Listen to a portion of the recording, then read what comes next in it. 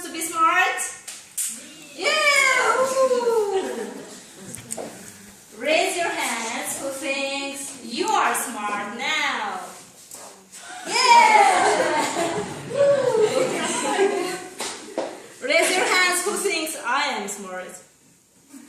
Woo! Thank you!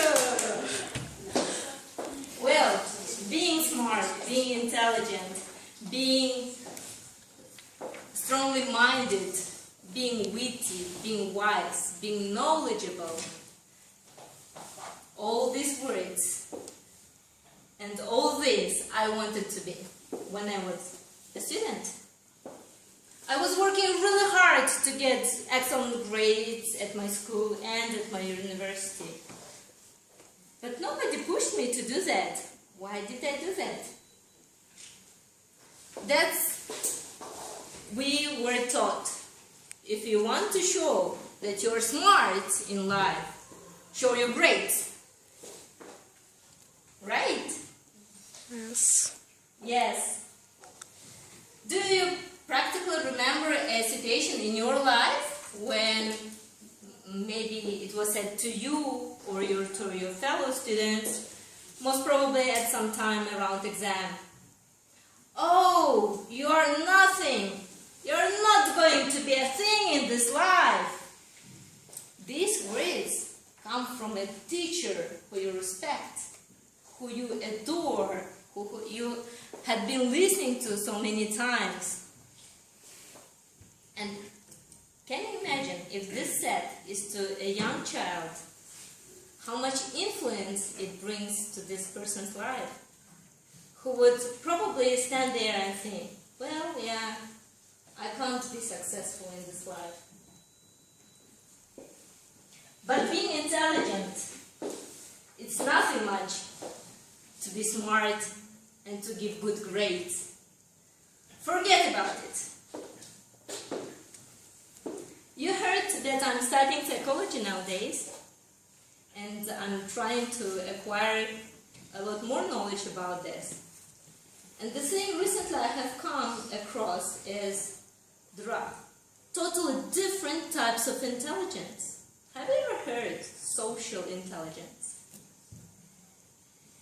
This is the way and the understanding of your feelings and behavior when you are in a relationship with someone. This is the way when you know who you are now talking to on a horizontal level, as I'm doing now. I take the role of being an adult now and talking to you as an adult who are equal with me. That's why it's horizontal. And in other situations, in your family, for example, or if you're teaching someone, this is vertical. You're a boss at your work, and you have your subordinates who you can give orders and say, "You must do it tonight, otherwise I'll dismiss you." A lot of situations like this occur in our life. And social intelligence and emotional intelligence is the thing to understand. What do I feel now?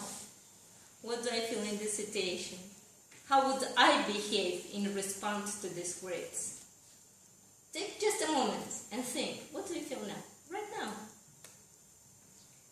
Right now, who can tell me? You most probably have very different emotions. Come on, tell me. I'm feeling real down at the moment. That's what our great minus is. We are not taught to know what our own feelings are. We are not taught to understand, are we really angry or we just play to be angry? Another example. A husband who is boss and who is very strict with his subordinates come back home and says to his wife and child, "Hey, be quiet. Give me some food."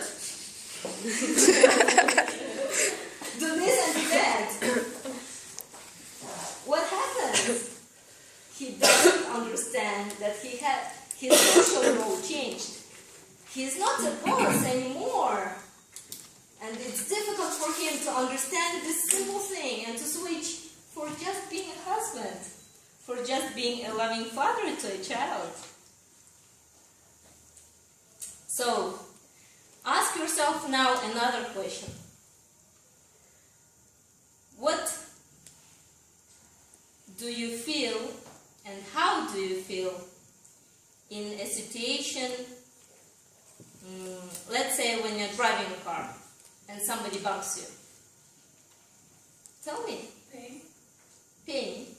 But if you're not physically hurt. Anger. Anger. Yeah. Anything else? Getting upset. Upset. Huh? Sorry? Pissed off. Pissed off. Wow. Is it an emotion? Yeah? Anything else? Frustration. A frustration, of course. I'm going to be delayed in my time and all my plans are going to ruin down. That's what happens in our life when we don't take into account all our emotions and all our feelings. So, among my friends, I was named a walking encyclopedia. I was damn good academically. I am, I believe. But I proved a real fool in a field of emotional intelligence.